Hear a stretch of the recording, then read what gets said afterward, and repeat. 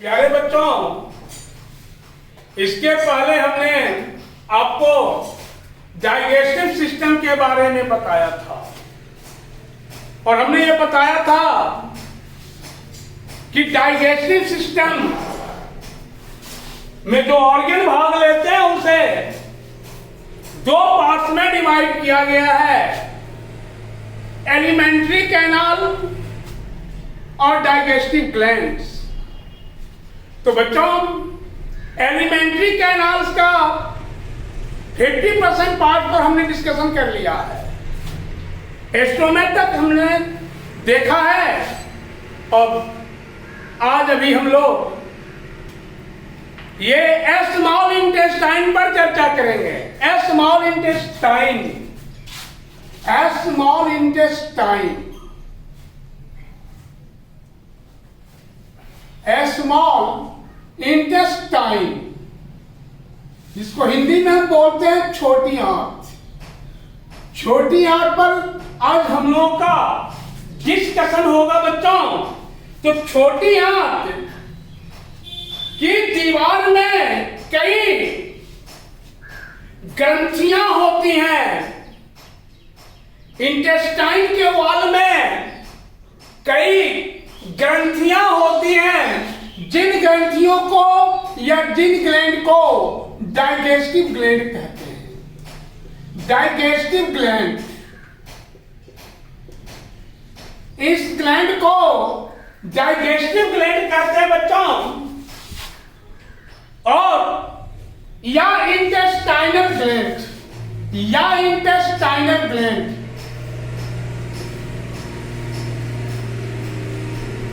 आंत ग्रंथियां।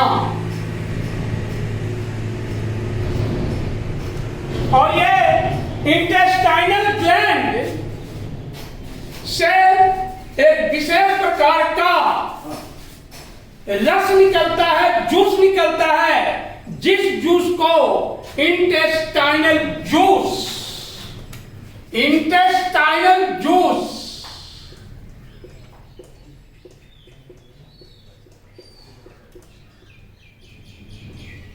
Intestinal juice कहते हैं।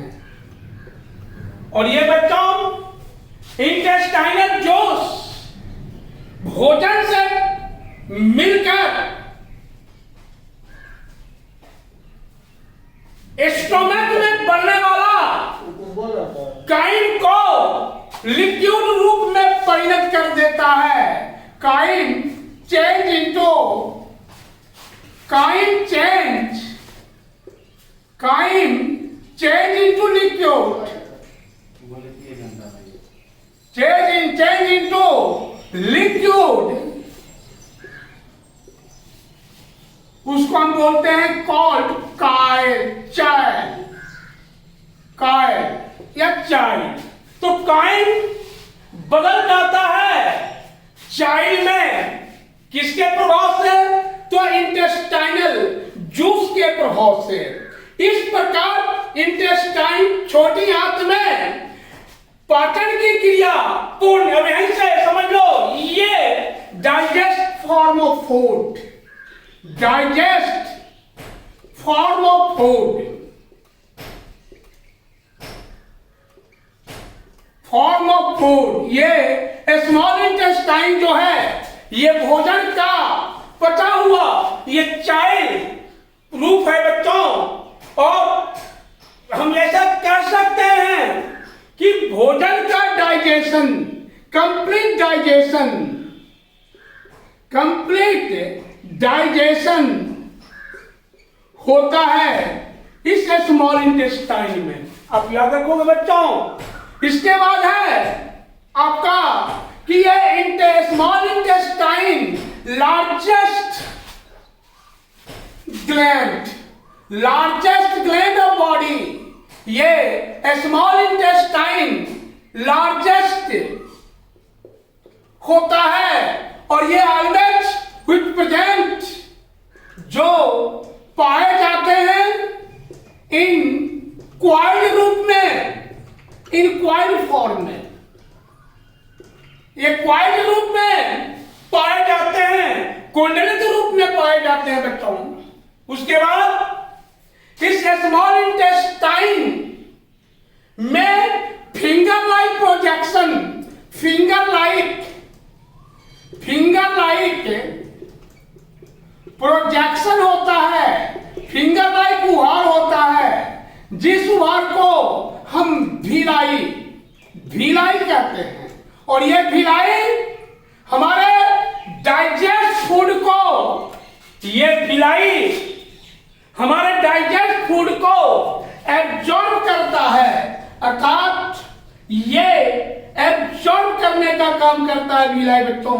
और एब्जॉर्ब करने के बाद उस एब्जॉर्ब फूड को ट्रांसफर कर देता है कहां? तो ब्लड सर्कुलेशन में, ब्लड सर्कुलेशन में यहाँ ये हमारा एब्जॉर्ब फूड जो है वो ट्रांसफर हो जाता है। तो बच्चों आपने देखा कि ये स्मॉल इंटेस्टाइन सबसे बड़ी ये डाइजेस्टिव ऑर्गन है आपके बॉडी में, और ये कॉर्ड रूप में, ये क्वाइल रूप या कुंडलित रूप में पाए जाते हैं। इसके अंदर अनेक फिंगर लाइक प्रोजेक्शंस होता है, जिस फिंगर लाइक प्रोजेक्शंस को भिलाई या रसांकुर कहते हैं, रसांकुर कहते हैं। और ये रसांकुर भोजन को एब्जॉर्ब करता है, एब्जॉर्ब करने के बाद ब्लड सर्कुलेशन में डाल देता है। बच्चों आपने सीखा स्टोमक में काइन जो एसिडिक मीडियम में होता है, और यहाँ आपने स्मॉल इंटेस्टाइन में सीखा, क्या सीखा? तो चाइल, ये काइन का लिक्विड फॉर्म, इंटेस्टाइन में काइन का लिक्विड फॉर्म जो है वो चाइल कहलाता है, चाइल बच्चों। तो ये आपका स्मॉल इंटेस्टाइन में हम लोगों ने यहाँ देखा कि शोषित भोजन का ये कहां ब्लड सर्कुलेशन में डाल दिया जाना, भोजन का पूर्णतः पाचन हो जाना, ये आपका स्मॉल इंटेस्टाइन है। इसके बाद बच्चों एलिमेंट्री कैनाल का दूसरा पार्ट्स है या दूसरा ऑर्गन है लार्ज इंटेस्टाइन। लार्ज इंटेस्टाइन एक चीज बच्चों हम और जानें कि स्मॉल इंटेस्टाइन थोड़ा सा स्मॉल इंटेस्टाइन और ये एस्टोमैक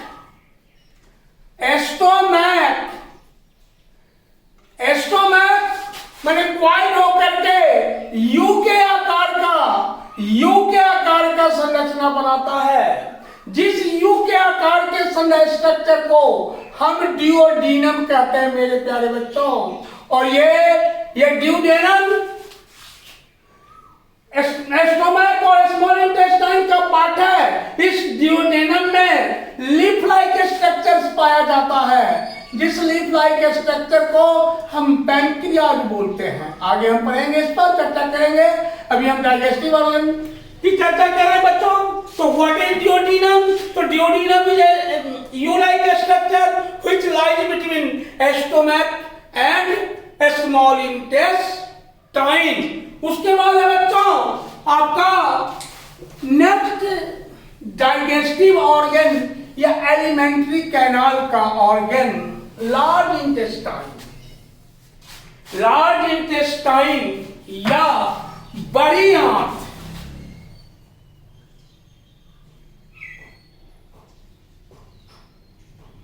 लार्ज इंटेस्टाइन हिंदी में बड़ी आंत। तो लार्ज इंटेस्टाइन बच्चों स्मॉल इंटेस्टाइन आहार नाल के अगले भाग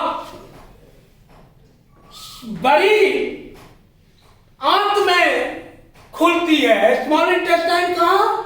बड़ी आंत में या लार्ज इंटेस्टाइन में खुलती है। ये लार्ज इंटेस्टाइन के दो पार्ट्स कोलन और रेक्टम। लार्ज इंटेस्टाइन के दो पार्ट्स होते हैं। तो ये भी माने लार्ज इंटेस्टाइन के दो पार्ट कोलन और रेक्टम। नाम है कोलन, ये पार्ट है लार्ज इंटेस्टाइन का पार्ट, कोलन एंड रेक्टम, छोटी आंत का बड़ी आंत के तौर पर।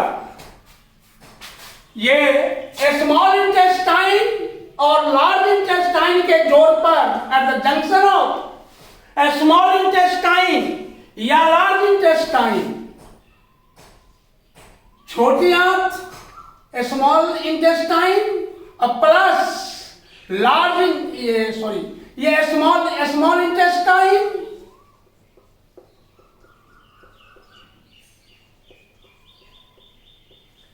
स्मॉल इंटेस्टाइन और लार्ज इंटेस्टाइन के जोड़ पर duct like at the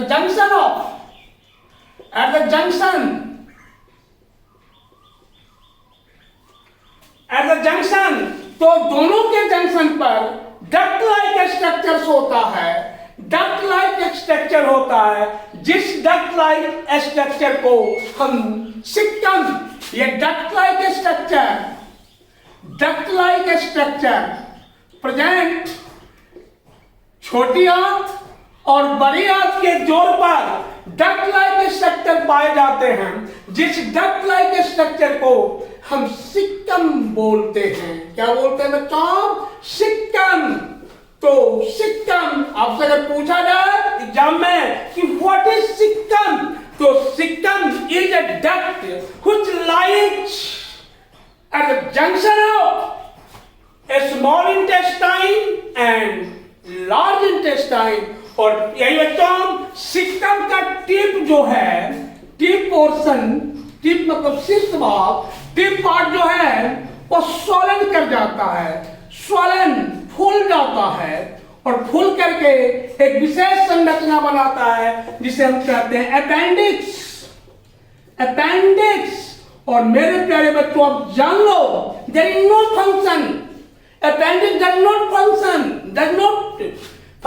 perform any function in your body, so it is also called a vestigial organ, अवशेषी अंग। इसे हम कौन सा ऑर्गन कहेंगे बच्चों? वेस्टिजियल। अपेंडिक्स को हम क्या बोलेंगे?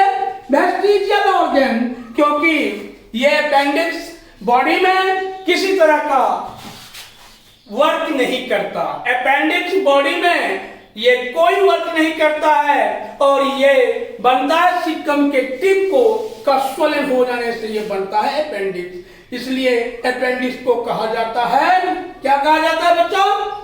ये वेस्टिजियल ऑर्गन या अवशेषी अंग। मनुष्य के आहार नाल में अपेंडिक्स का कोई कार्य नहीं होता है बच्चों। यह एक वेस्टिजियल ऑर्गन के रूप में जाना जाता है। कोलन, अब यहां पर बच्चों कोलन के 3 भाग। कोलन किसका पार्ट है? लार्ज इंटेस्टाइन का पार्ट है कोलन। ये लार्ज इंटेस्टाइन का पार्ट क्या है? Colon, ascending colon, ascending colon, ascending colon, descending colon,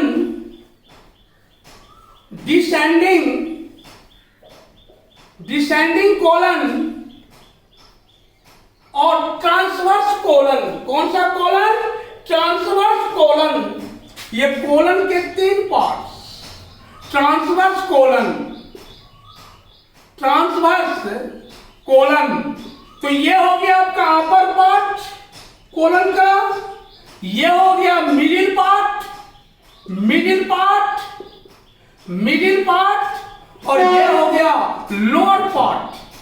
तो मेरे प्यारे बच्चों colon can be divided into 3 parts, ascending colon, descending colon और ट्रांसवर्स कोलन। ट्रांसवर्स कोलन और ये इंटेस्टाइन, ये लार्ज इंटेस्टाइन का दूसरा पार्ट है आपका रेक्टम। लार्ज इंटेस्टाइन का दूसरा पार्ट है रेक्टम। तो it is a sac like structure. ये सैक लाइक स्ट्रक्चर, थैलीनुमा संरचना।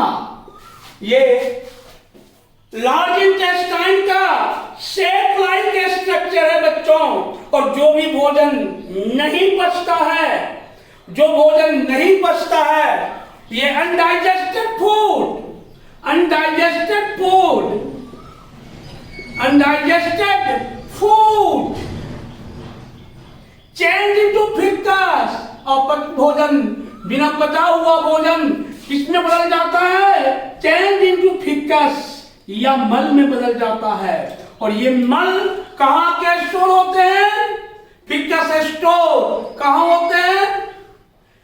रेक्टम में बच्चों, यहां पर ये स्टोर हो गया रेक्टम में। और इस फिक्कस में जो भी वाटर होता है, वाटर, एसेंशियल वाटर, सारे के सारे वाटर एब्जॉर्ब हो जाते हैं रेक्टम में, सारे के सारे वाटर एब्जॉर्ब हो जाते हैं बच्चों रेक्टम में। और फिर ये मल जो है आपके, ये रेक्टम में हमने बताया है एलिमेंट्री कैनाल्स का पार्ट, क्या बताया है? एनस। तो एनस के द्वारा, ये एनस मतलब होता है गूदा, और ये एनस जो है, ये एनस एक पोर है, पोर है, किसका पोर है? रेक्टम से। और इसी एनस से फिकस जो है वह समय समय पर शरीर से रिलीज होता रहता है या बाहर निकलता रहता है बच्चों। तो ये आपके हो गए डाइजेस्टिव ऑर्गन का, एलिमेंट्री कैनाल का, ये डाइजेस्टिव ऑर्गन के डिफरेंट पार्ट्स। तो बच्चों हमने डाइजेस्टिव ऑर्गन अर्थात एलिमेंट्री कैनाल का पहला पार्ट पढ़ा, माउथ, नाम याद रखो, आसानी से तुम इसको एक्सप्लेन कर सकते हो। दूसरा पार्ट बकल कैविटी, तीसरा पार्ट ईसोफेगस। वैसे फैरिंग्स आता है लेकिन फैरिंग्स की कोई भूमिका डाइजेशन में नहीं है, इसलिए उसको हमने नहीं लिखा है, उसको हमने एक्सप्लेन नहीं किया है। ईसोफेगस या food pipe, stomach, small intestine, large intestine, rectum और एनस, यहां तक हमने एलिमेंट्री कैनाल पर चर्चा कर लिया। अब थोड़ा सा बच्चों आप जान लो, it is must for you, for everyone, students, सबके लिए जरूरी है। डाइजेस्टिव ग्लैंड्स आपको जानना चाहिए, हम सबको जानना चाहिए। विदाउट डाइजेस्टिव ग्लैंड्स आपका ये डाइजेशन या डाइजेस्टिव सिस्टम कंप्लीट होगा ही नहीं। तो अब हमने हाफ पार्ट पर चर्चा की, ये डाइजेस्टिव ऑर्गन पर चर्चा किया, और डाइजेस्टिव ग्लैंड पर चर्चा करेंगे तभी हमारा डाइजेस्टिव सिस्टम क्लियर होगा। तो आइए अब हम डाइजेस्टिव ग्लैंड की चर्चा करें।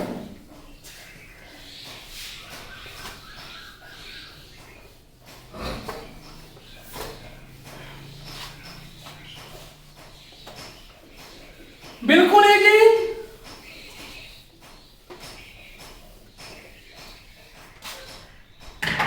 डाइजेस्टिव ग्लैंड्स, पाचक ग्रंथियां,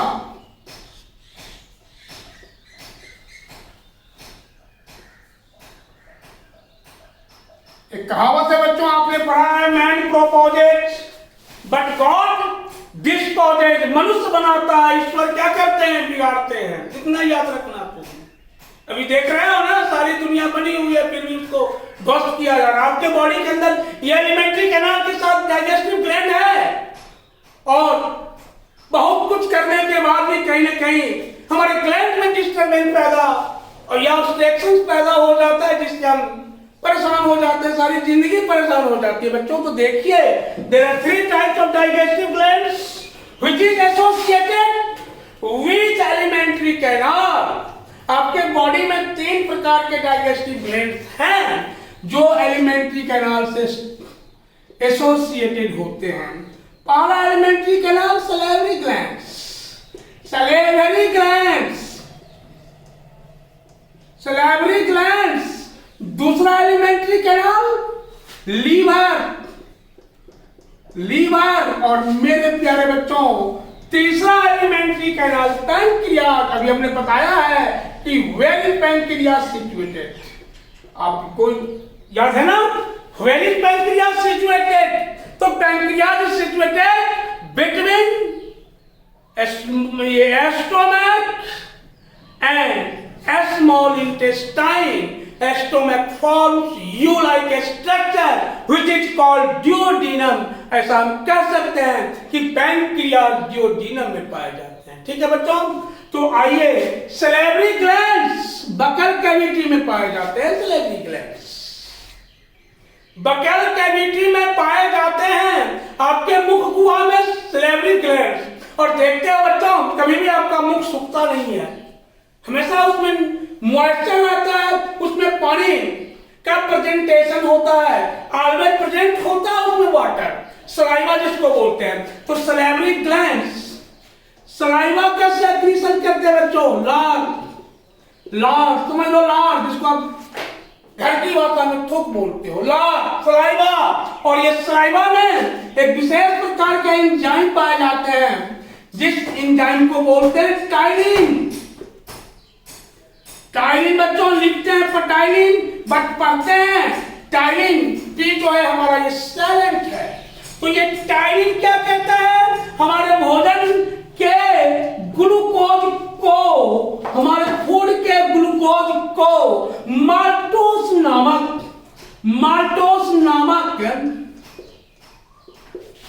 कार्बोहाइड्रेट में कन्वर्ट कर देता है बच्चों. इसलिए आप कभी अनुभव किए होंगे, जब आप बहुत देर तक भोजन को चबाते हैं, रोटी को चबाते हैं या चावल को चबाते हैं, तो आपको वह मीठा महसूस होता है. इसका यही कारण है कि टाइलिन जो पाए जाते हैं, वह टाइलिन आपके भोजन के कार्बोहाइड्रेट को चेंज कर देता है माल्टोज नामक शर्करा में या ग्लूकोज में. इसलिए वह चबाने के बाद, रोटी चबाने के बाद, ब्रेड चबाने के बाद, राइस चबाने के बाद या अन्य फूड कंपोनेंट्स को च्यूइंग करने के बाद हम उसे मीठा महसूस करते हैं बच्चों. तो दैट मीन्स यहीं से हमारे भोजन का पाचन हो जाता है प्यारे बच्चों. अब आइए दूसरा प्रोसेस में भी जान लें कि हमारा सलेवरी ग्लैंड तीन टाइप के, सलेवरी ग्लैंड के 3 पार्ट्स, ये 3 प्रकार के सलेवरी ग्लैंड हमारे बॉडी में पाए जाते हैं. Parotid salivary gland, mandibular salivary gland और lingual salivary gland. 3 types. Parotid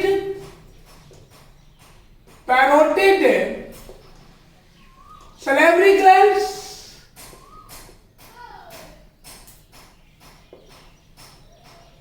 sublingual salivary glands,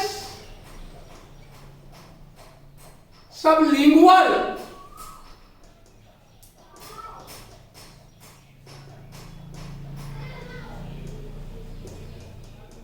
और ये तीसरा टाइप आपका mandibular salivary glands. Mandibular salivary glands. There are 3 types of salivary glands in your mouth, in your vocal cavity. ये parotid salivary glands, sublingual salivary glands, mandibular salivary glands. तो बच्चों ये आपका salivary glands हो गया. दूसरा आपका लीवर. आप जान लो बच्चों कि लार्जेस्ट ग्लैंड, शरीर की सबसे बड़ी ग्रंथि, लार्जेस्ट ग्लैंड ऑफ बॉडी. और ये जान लो बच्चों, इसका वेट जो होता है लगभग 1.5 kg. हमारे लीवर का weight near about 1.5 kg. That means salivary gland, ये liver is the largest gland of body और इसका वेट कितना 1.5 kg. यह बॉडी कैविटी के ऊपर की ओर दाहिने साइड में, राइट साइड में it lies above body cavity,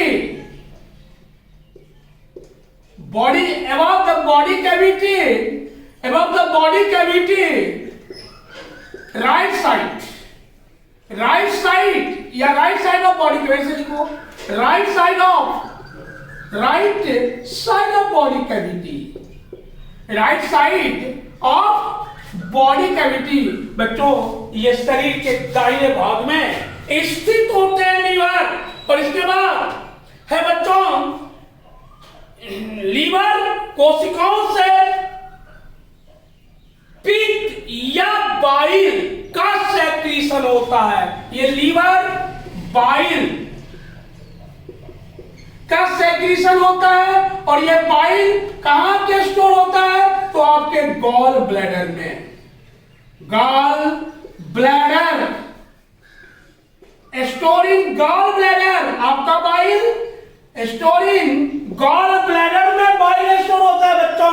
और ये बाइल जो है भोजन के एसिडिक इफेक्ट को समाप्त करता है। ये it finished the acidic effect of diet या फूड, आहार के एसिडिक इफेक्ट या अम्लीय प्रभाव को समाप्त करता है बच्चों। आप इस चीज को याद रखोगे। इसके बाद है इसके सेल्स को, इसमें पाए जाने वाले सेल्स को हिपैटिक सेल्स कहते हैं। इसमें पाए जाने वाले सेल्स को, इसके सेल्स को, लीवर में जो सेल्स पाए जाते हैं उस सेल्स को हिपैटिक सेल्स कहते हैं। और ये हिपैटिक सेल से कई डक्ट निकल करके कॉमन बाइल डक्ट का निर्माण करता है, कॉमन बाइल डक्ट का निर्माण करता है। और इसी कॉमन बाइल डक्ट के सहारे हमारा बाइल जो है, पित्त जो है, वह गॉल ब्लैडर में आकर के स्टोर हो जाता है बच्चों। और अभी हमने बताया है आपका कि लीवर का मेन फंक्शन है, क्या कहता है? तो ये फूड के एसिडिक इफेक्ट को समाप्त करता है। और दूसरा फंक्शन है बच्चों कि लीवर पर एंजाइम की कोई क्रिया नहीं होती, लीवर पर एंजाइम की कोई क्रिया नहीं होती बच्चों। उसके बाद है कि लीवर इमल्सिफिकेशन, मतलब वसा को तोड़ने वाले पर क्रिया कर सकते हैं। इसके बाद बच्चों लास्ट है डाइजेस्टिव ग्लैंड, आपका पैंक्रियाज। तो पैंक्रियाज जो है ये लीफ लाइक स्ट्रक्चर है आपका पैंक्रियाज। ये पैंक्रियाज आपका लीफ लाइक स्ट्रक्चर है जो डिओडीनम में पाए जाते हैं। डिओडीनम, और डिओडीनम का shape U shape which forms by एस्टोमैक के द्वारा ये बनते हैं बच्चों। और ये पैंक्रियाज के सेल्स को आइसोलेट ऑफ लैंगरहैंस, पैंक्रियाज के सेल्स को आइसोलेट ऑफ लैंगरहैंस कहते हैं। और ये पैंक्रियाज जो है एक विशेष प्रकार के रस का सेक्रीशन करता है जिसको हम इंसुलिन बोलते हैं, इंसुलिन। और ये इंसुलिन जो है हमारे भोजन में मौजूद कार्बोहाइड्रेट को